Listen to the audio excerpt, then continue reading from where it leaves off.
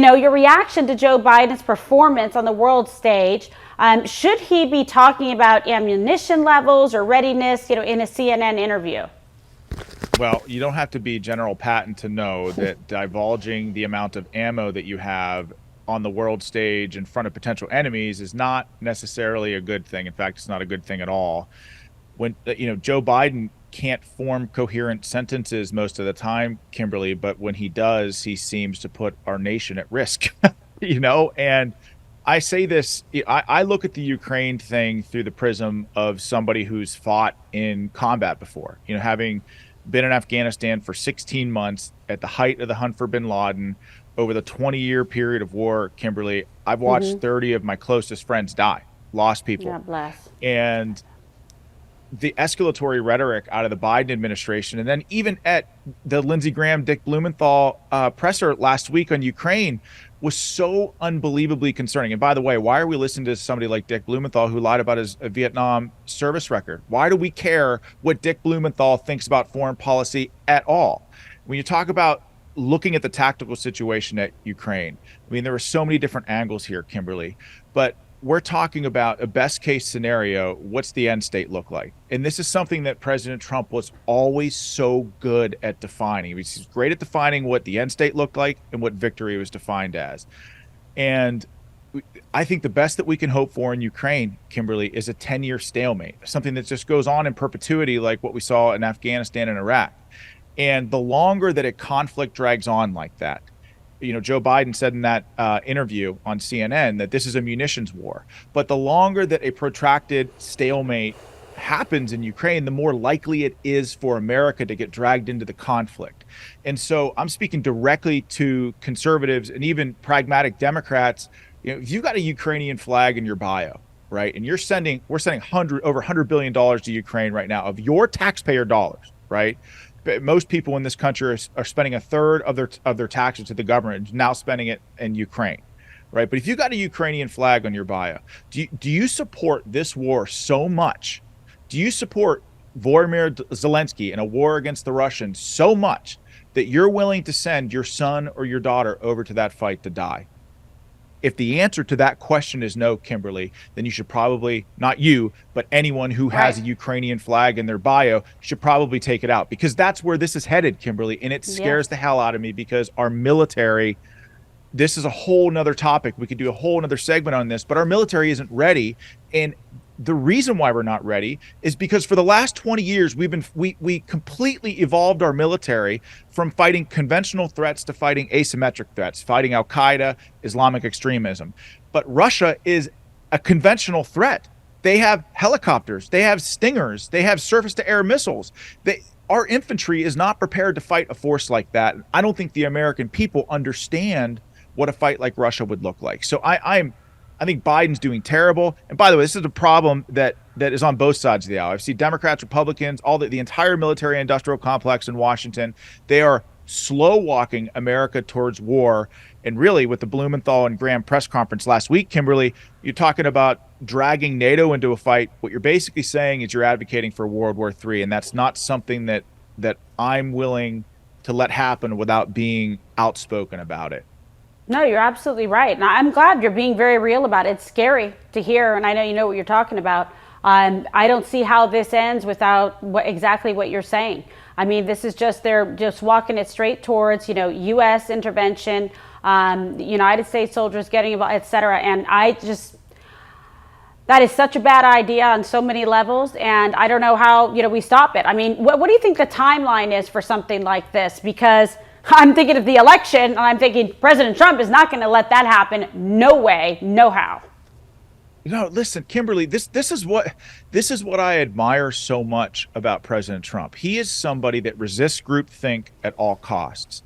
At equal parts time in Washington, you had Republicans disliking President Trump, you had Democrats disliking President Trump. But how I felt about that as somebody who's spent his entire life outside politics. I thought, this is a guy that's thinking about things clearly. He's not approaching things like a partisan. He's looking after me. He's looking after the middle class. I come from a middle class family. He's looking after my children and what kind of future they'll have in this country. President Trump is the only candidate, Democrat or Republican, Kimberly, that is talking about peace. Now, again, I say this as somebody who fought for 20 years. So I'm 41 years old. Half of my entire life was spent at war in a country. It's almost the only profession that I've ever known. President Trump is the only one talking about peace. And when he was asked on the debate stage on CNN, he was asked about a really stupid, superficial question of, well, who do you want to win, Ukraine or Russia? Obviously, the CNN host was trying to trap him and get him to say something about Putin or whatever. Right. But he said, I want people to stop dying. Exactly. It was such a good answer. That is what leadership, it was. That is what and leadership it came from the heart. That was like straight up, Exactly. And you talk about now Joe Biden talking about sending cluster munitions to Ukraine. Do you know what that means? We didn't use cluster munitions in Afghanistan. One, because it's a war crime. Two, they do devastating things to human beings. They're not surgical at all. So collateral damage will be extraordinarily high, which means civilians could get hurt. And you seed the ground with unexploded ordnance, what we call UXO. And do you really think that that's why? Even though I've told you about all the other risks associated with cluster munitions, and by the way, the Biden administration was against cluster munitions not that long ago. Now they're for cluster munitions. They're a disaster in every sense of the word. But we're talking about seeding Ukraine, some of the most fertile soil in the world, with unexploded ordnance. I mean, Ukraine exports food everywhere. So not only are we putting Americans at risk on maybe getting dragged into a war on the battlefield, we're putting the world's food supply at risk as well. Sometimes I wonder, the people who get paid the most, the generals, admirals who have stars on their shoulders, are they thinking about things like this? Many people in the military who get to that position, they've never actually fought in a war themselves. Most people who fight, I came back from Afghanistan, Kimberly, thinking, well, my 9 lives are up. I can't re-enlist. I can't stay in for another term. If I go back, I'm dead. But most of the people who stay in, most of the people who make it a career, are people who are only concerned about their bow and never their wake, which means they're perpetual bureaucratic ladder climbers that don't necessarily care about the war fighters around them. Again, most people who fight in war are like, to heck with this, I'm getting out. And what you're left with at the top are a bunch of people with stars on their shoulders, admirals, it's like being an artist, but never having painted a painting. Right. They like to think they know and understand a lot about war, but they really don't. And they saber rattle. And what we get is a march into Ukraine, which will eventually be World War III, And I gotta say, Lindsey Graham, who I like, he's a nice guy, but he's talking about this whole, if Russia uses a tactical nuclear weapon or blows up a power plant, I consider that an act of war. NATO will be involved. We'll devastate your military. To the generals surrounding Putin, why are you listening to this guy? First of all, you're a senator from South Carolina. With what authority do you speak? First of all. Second of all, he's talking the power plants that he's talking about, Kimberly, and I think it's very, very important for the viewers at home to understand this. The power plants that he's talking about, hypothetically, are Russian-controlled power plants. And every military expert looking at the situation says, first of all, why would Russia destroy their own nuclear power plants? And two, it makes no tactical sense because the wind blows east over there. So why would Russia destroy a nuclear power plant and irradiate their own country? It makes no sense. And you know what? This is straight. I'm telling you, think back to the Iraq War, right? What did they use as a pretext to drag us into the Iraq War? Saddam has weapons of mass destruction. He's going to export them around the world. The risk is too high. We got to go in. And as somebody who fought back then, you know what I heard? As someone who trusted my government, I said, let's go. Let's go get them. Because America's military is the greatest force for good the world has ever known. But now I don't trust anything after what they did to President Trump, after what they did with the 2020 election, after what they did with COVID and lockdowns and all this other stuff. Like, you got to prove it to me. I need to see hard evidence before we get dragged into a war with Russia, because I don't want American sons and daughters facing down the Russian horde. And if that's not something that the viewers want either, then speak out about it. Because we are headed down a very dangerous and wrong path right now. Well, I think you're 1,000% correct, spot on, and you put it in very easy to understand, terms for the viewers at home, and just the example of Lindsey Graham. So we see, more and more aid going to Ukraine. But do we actually know what victory even looks like at this point? What is the means and ends that they hope, to achieve?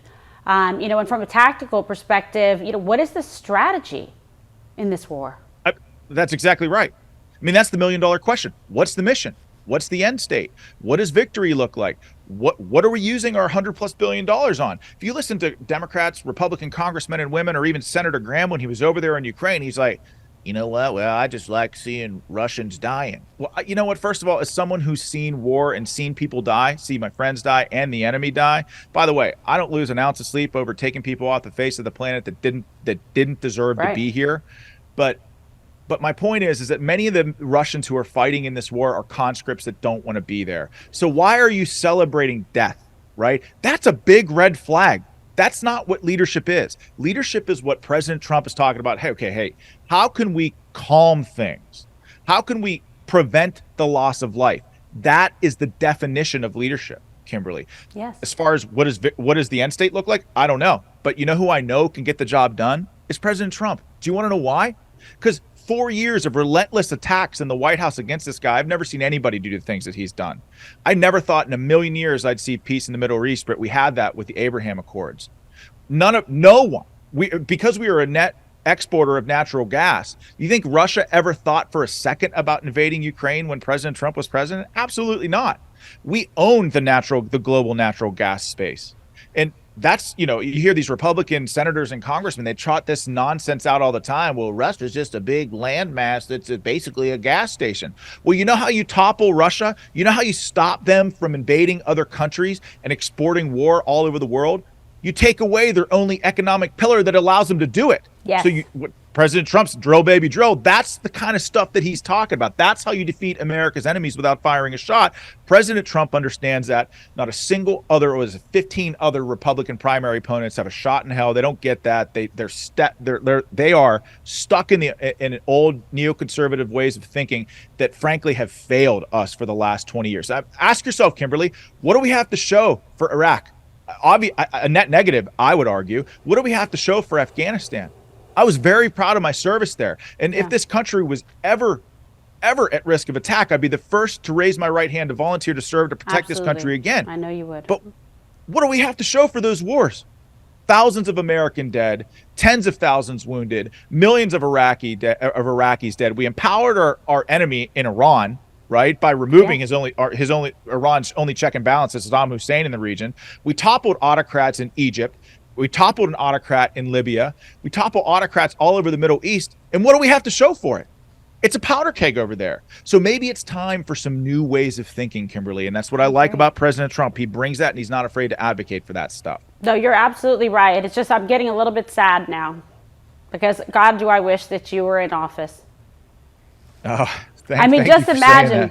And we will have you. We will have you. I believe that. And you just make so much sense. And if we had people like yourself in there versus other people who are advocating for this insanity in Ukraine, we could get something done. I really do believe we can take back this government. We can take back the White House and have a strong majority in the United States Senate. And look who we have there in PA.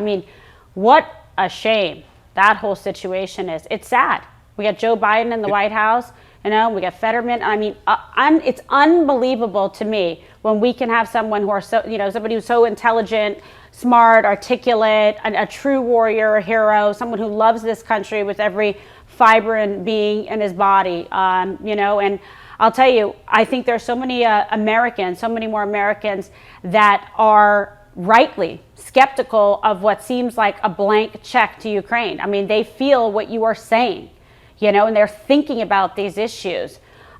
Do we even know, Sean, where the aid flows to? Is it even reaching those people who are on the ground? You see kids, getting blown up, and it's so sad, all the collateral damage. Where's the aid going? Well, for one, we're paying Ukrainian pensions. What? You raise a very important question, because what no one is talking about, again, except President Trump, right? But what no one is talking about is the unchecked illegal immigration in this country that is become, what we're seeing on the southern border is a tidal wave of human suffering day after day.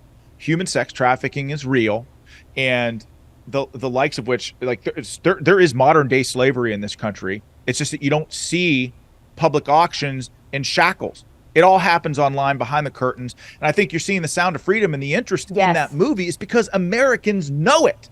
And they want to figure out what they can do to protect their family from this stuff, or how they can advocate to change it, right? But you don't see any presidential candidate, especially you don't see Joe Biden talking about fentanyl, which is streaming across our border. It's devastating American families. It's the number one cause of death in this country. People are having trouble, Kimberly, putting fuel in their cars. They're living month to month. They have more credit card debt than they've ever had. People are tired. People are stressed. People right here at home are suffering. And so when you look at all this talk about Ukraine and sending them more and more and more and more, I think it leaves middle-class America. By the way, I come from a middle-class American family. I come from a family of Union Democrats.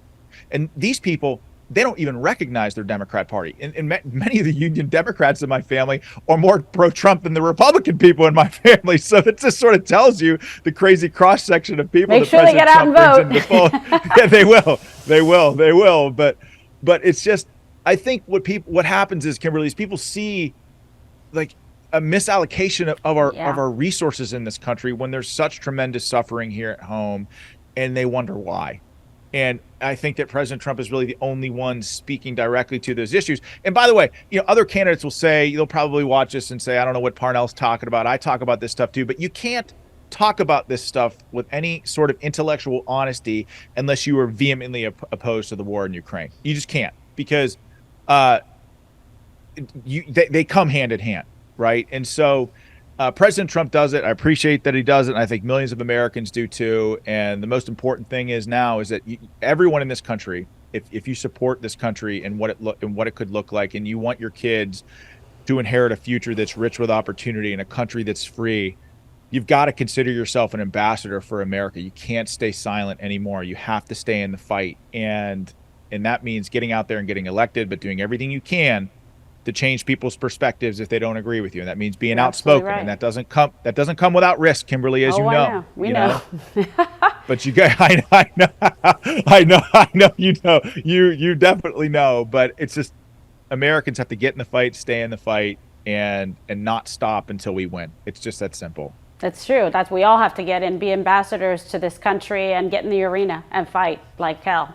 I also want to get your reaction to this report about, the FBI, if you saw this, seemed to go very easy from the report on Eric Swalwell and Dianne Feinstein, even after reported Chinese spies were in their actual offices. As we mentioned before, you ran for office. Would a Trump-endorsed candidate ever be given such soft treatment from the FBI?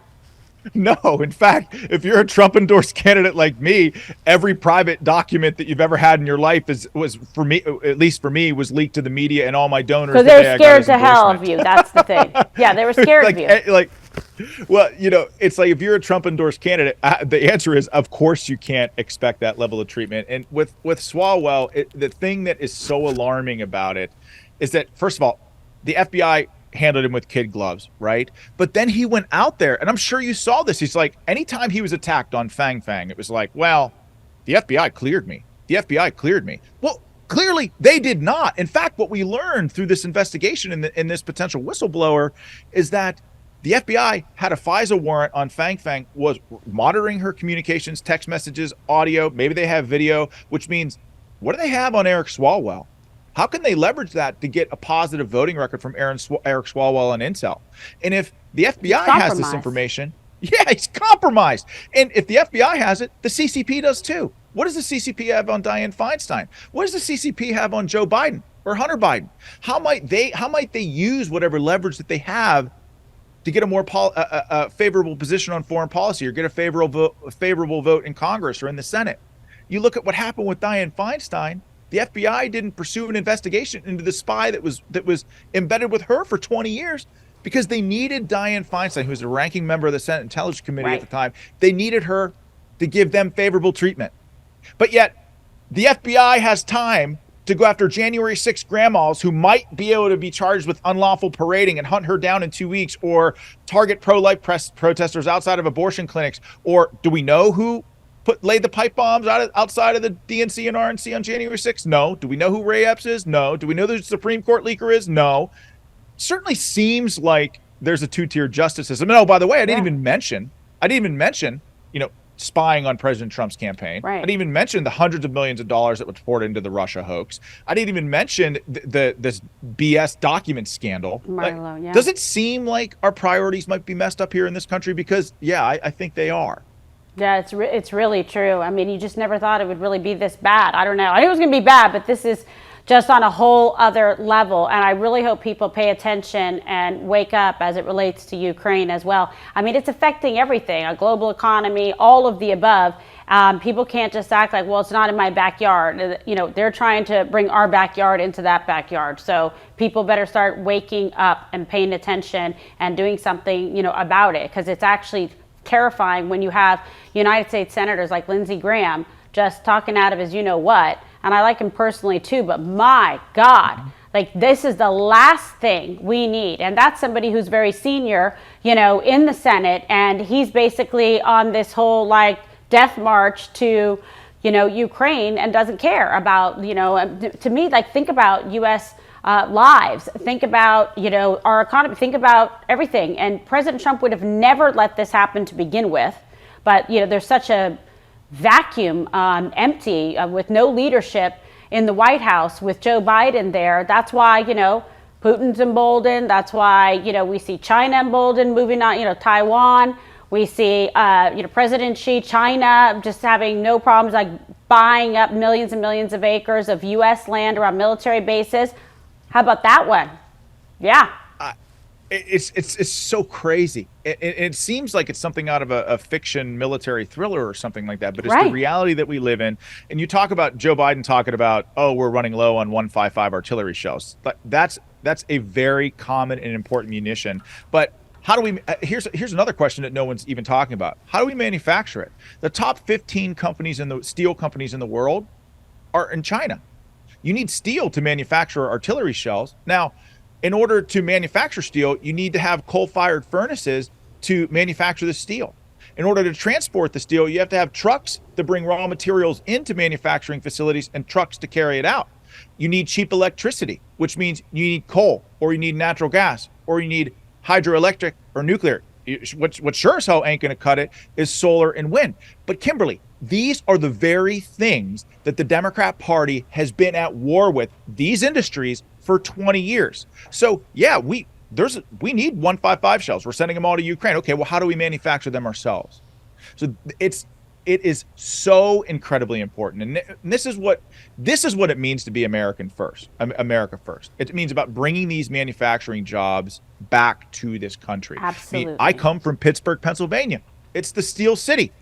Democrats have been in charge of that city for the last 50 years. And what have they done? Yeah. Look what they've done. They decimated the steel industry to the point where now the top 15 steel manufacturing companies are in China.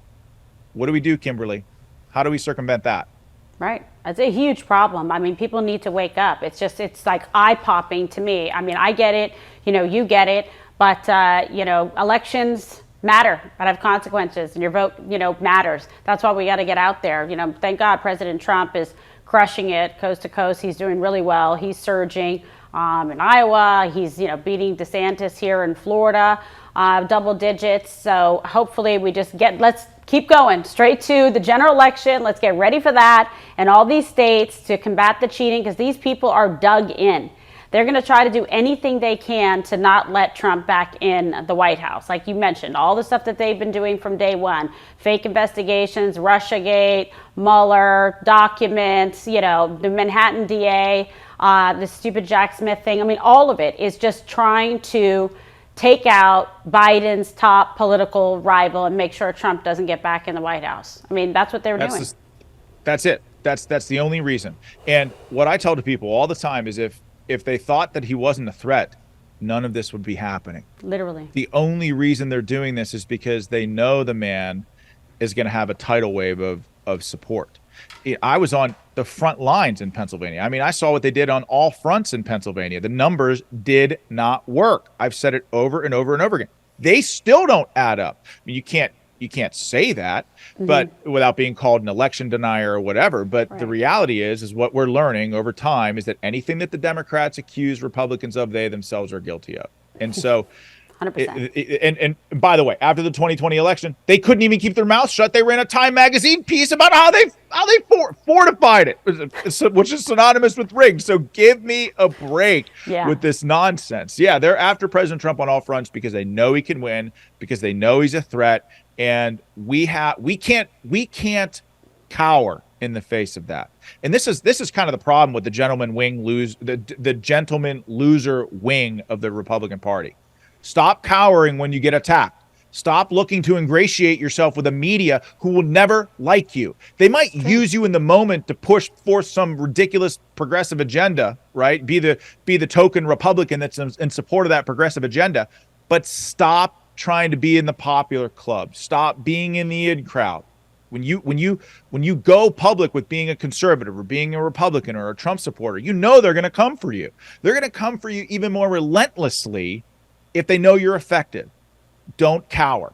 Don't back down. Don't surrender. Lean into the fight. Dig in and fight back just as hard. See, I love this guy. I've known him for a long time, and I tell you, he reminds me so much of Don Jr. The two of you together, unbelievable. I love when you do his show, too. He loves it, too. But you're fantastic. You're world class. And I think the next chapters ahead for you are going to be absolutely fantastic. Give another plug so people can get more of Sean Parnell in their life with your podcast. Well, I mean, I had Carrie Lake on my podcast on YouTube, and they got rid of my channel on YouTube. So I started over on Rumble, which is awesome. Yeah. And so I just started there. So please go subscribe to my new Rumble channel. It's at Sean Parnell Battleground or Sean Parnell USA. That would really help jumpstart things for me a lot. But Kimberly is go give him a follow, give him a like. I mean, can you believe this? That's why we're on Rumble. Honey, we wouldn't have never, like, we'd have like 30 seconds on YouTube. They'd be like, slash and burn. Get those two out of here. I don't know what I was thinking. I don't know why. Why invest all that time, energy, money in YouTube when they're just going to cancel you anyway? So I'm on Rumble now. That's where I'm at. Like, follow me there. I could really use your help. It would be awesome. No, that'd be fantastic. We will do it indeed. Thank you so much. God bless you and your family. You're a hell of a guy and a great American. And we do thank you for your service and that you're staying in this fight all the way. All right? Thanks, Kimberly. Thank you for having me. Take care. Take care, honey.